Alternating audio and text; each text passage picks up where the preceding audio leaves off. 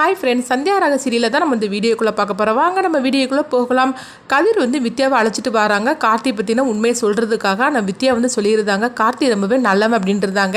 இதை கெட்டதுமே கதிரை போட்டு குடும்பத்தில் உள்ள அவ்வளோருமே திட்டுறாங்க. அப்போ புவனேஸ்வரி சொல்கிறாங்க, உங்களுக்கு இந்த கல்யாணத்தில் விருப்பம் இல்லைன்னா சொல்லிடுங்க, இப்போமே நிறுத்திடலாம், அதுக்காக எங்களை கூப்பிட்டு வச்சு இப்படி அசிங்கப்படுத்தாதீங்க அப்படிங்கவும். அப்போ ரகுராம் சொல்கிறாங்க, இல்லைங்க மன்னிச்சிருங்க, கதிர் ஏதோ தப்பாக அப்படி சொல்லி பேசிட்டான், இன்னும் இந்த மாதிரிலாம் நடக்காது, தயவுசெய்து சொல்கிறத கேளுங்க அப்படிங்கவும். புவனேஸ்வரி சந்தோஷப்பட்டு இருக்கிறாங்க. கதிர் ரொம்பவே அதிர்ச்சி அடைகிறாங்க. அப்போ வித்யாட்ட கேட்குறாங்க, எதுக்காக இந்த மாதிரி நீ செய்த, கார்த்திகிட்ட பணம் வாங்கிட்டு நீ இப்படிலாம் பொய் சொன்னி அப்படிங்கும் போது அப்போ வித்யா சொல்கிறாங்க, நான் ஒன்று கார்த்திகிட்ட பணம் வாங்கிலாம் சொல்லலை, சொல்ல போனாக்கி இந்த கல்யாணம் நடக்கிறதுக்காக தனம் தான் என்கிட்ட கேட்டுக்கிட்டா, அப்படி மட்டும் நான் உண்மையை சொன்னோம்னா தனம் இறந்து போயிடுவேன்னு சொல்லி என்னை மிரட்டினா, அதுக்காக தான் அப்படி பண்ணினேன், சொல்ல போனாக்கி அவள் கார்த்தி அந்த அளவுக்கு நம்புறா, கார்த்தி மேலே அந்த அளவுக்கு அவள் லவ் வச்சிருக்கிறா, அப்படி அவன் கார்த்தி தனத்தை நம்ப வச்சிருக்கிறான், அதனால தான் என்னால் எதுவுமே சொல்ல முடியாமல் போச்சு அப்படிங்கிறாங்க.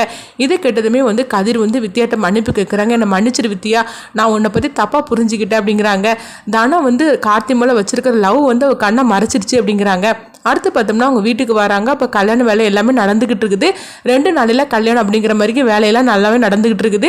அப்போ கதிர் ரொம்பவே சோகத்தோடு இருந்துட்டு இருக்கிறாங்க. அப்போ மாயா வராங்க, ஏன் கதிர் இந்த மாதிரி நீ பண்ணு அப்படிங்கும் போது இப்போ கதிர் சொல்கிறாங்க, கார்த்தி உண்மையிலேயே மோசமானவன், வித்யா சொல்கிறதுக்காக தான் வந்தா, ஆனால் தனம் தான் இந்த மாதிரி தடுத்துருக்குறா அப்படிங்கிறாங்க. இதை கட்டதுமே மாயா அதிர்ச்சி அடைகிறாங்க, என்ன கதிர் சொல்கிற அப்படிங்கும்போது, ஆமாம், இல்லைன்னா தனம் கார்த்தியை கல்யாணம் பண்ணிக்கலன்னா உயிரோடு இருக்க மாட்டேன்னு சொல்லி வித்யாட்ட சொல்லியிருக்கிறா, அதனால தான் வித்யா இந்த மாதிரி பொய் சொல்லியிருக்கிறா அப்படிங்கிறாங்க. இதை நான் சொன்னா கூட இப்போ யாருமே நம்ப போறது கிடையாது, அப்படியே நான் அதை மீறி சொன்னாலும் தனம் இந்த மாதிரி சொல்லியிருக்கனால என்னால் ஒன்றுமே பண்ண முடியாத சூழ்நிலை இருக்கிறேன் அப்படின்னு கதிர் சொல்லவும், இதை கேட்டதுமே மாயாவும் அதிர்ச்சி அடைகிறாங்க. இவ்வளோ தூரம் நடந்திருக்கா, இப்போ நானும் ஒன்றுமே சொல்ல முடியாது, சொல்ல போனாக்கி நம்ம 2 பேரையும் யாருமே நம்ப மாட்டாங்க, ஏன்னா நம்ம 2 வரையாலும் தான் இந்த பிரச்சனைலாம் வந்துட்டு இருக்கு அப்படின்னு புவனேஸ்வரியும் குடும்பத்தோட எல்லாருமே நம்மளுக்கு எதிராக பேசிட்டு இருக்கிறாங்க.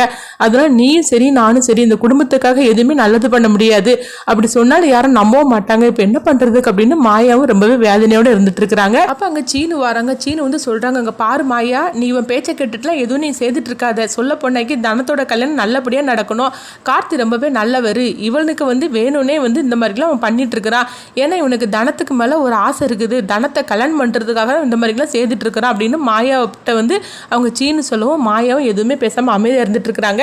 கல்யாணம் நிறைய கிடக்குது, நீ வா அப்படின்னு சொல்லி மாயாவை கூட்டிட்டு போகவும் மாயா கதிரையே பார்த்துட்டு போறாங்க. கதிர் கண்கலைங்க அவர் ரொம்பவே சோகத்தோடு இருந்துட்டு இருக்கிறாங்க.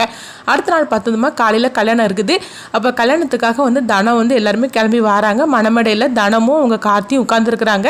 அப்போ தாலி எடுத்து கொடுக்குறாங்க, கட்டுங்க மாப்பிள்ள அப்படின்னு சொல்லிட்டும் கார்த்தி தனத்து கழுத்தில் தாலி கட்டுறதுக்காக போகும்போது தனம் தடுத்துருந்தாங்க, எனக்கு இந்த கல்யாணம் வேண்டாம் அப்படிங்கிறாங்க. இது கிட்டதுமே எல்லாருமே அதிர்ச்சி அடைகிறாங்க, என்னாச்சு அப்படின்னு சொல்லிட்டு கேட்கும் போது அப்போ தனம் சொல்கிறாங்க, என் கழுத்தில் தாலி கட்டணும்னா அது கதிர் கையால் தான் கட்டணும் அப்படிங்கிறாங்க. இது கிட்டதுமே ஒருத்தருக்கு ஒன்றும் புரிய மாட்டேங்குது, என்னம்மா நான் உங்களை தான் சொல்கிறேன், என் கழுத்தில் தாலியை கட்டுங்க அப்படின்னு கதிரி கட்ட சொல்லவும் கதிர் அதிர்ச்சி அடைகிறாங்க.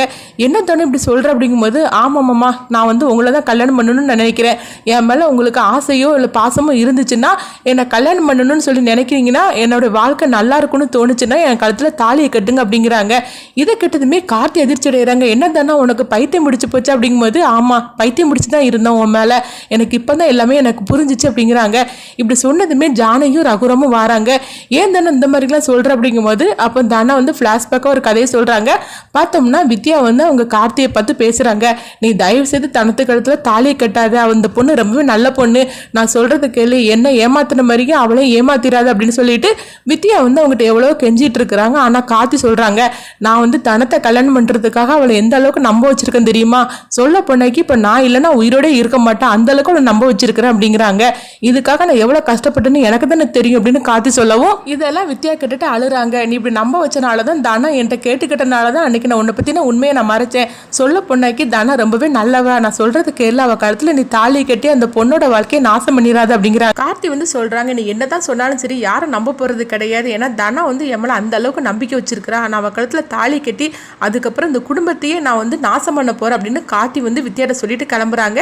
இது எல்லாத்தையும் தனம் கேட்டுருந்தாங்க. கேட்டதுமே அவங்க அதிர்ச்சி அடைகிறாங்க. இதை ஃபிளாஷ்பேக்காக அவங்க சொல்ல சொல்லவும் இதை கேட்டதுமே வந்து சிவாவும் மணியும் பார்த்தோம்னா அவங்க கார்த்தி அடிக்கிறதுக்காக வராங்க. மாமா கொஞ்சம் இருங்க, நீங்கள் வந்து அவர் கண்ணு முன்னாடியே என் கழுத்தில் தாலி கட்டுங்க அப்படின்னு கதிர்கிட்ட சொல்லவும் கதிரை வந்து அவங்க ரகுராமும் ஜானகி சொல்கிறாங்க, ஆமாம் தனங்கழுத்துல நீ தாலி கட்டு, ஒன்றை விடவும் ஒரு நல்ல மாப்பிள்ளை இங்கே கிடைக்க மாட்டாரு, நான் சொல்கிறத கேள்வி நீ தாலியை கட்டு அப்படிங்கவும் கதிரும் வந்து தனங்கழுத்துல தாலியை கட்டுறதாங்க. இதை பார்த்துட்டு புவனேஸ்வரி அவங்க அண்ணன் கார்த்தி 3 அதிர்ச்சி அடைகிறாங்க. அப்போ வந்து பார்த்தோம்னா வந்து கதிர் சொல்கிறாங்க, பாத்தியா கார்த்தி நீ என்னதான் இருந்தால் அயோக்கிய தண்டனை பண்ணாலும் கடைசியில் பார்த்தியா உண்மை தான் ஜெயிச்சிச்சு அப்படின்னு சொல்லவும் இதை கேட்டுட்டு கார்த்தி வந்து ரொம்பவே ஆத்திரத்தோடு அங்கே போகிறாங்க. இந்த மாதிரி இந்த கதையை எடுத்துகிட்டு போனால் ரொம்பவே நல்லாயிருக்கும். எப்படி இருந்தாலும் சரி தான் தனங்கழுத்தில் தாலி கட்ட போகிறது கதிராக தான் இருக்கும். ஆனால் என்ன மாதிரி சூழ்நிலையில் இந்த கல்யாணம் நடக்கும் அப்படிங்கிறத நம்ம வெயிட் பண்ணி பார்க்கலாம்.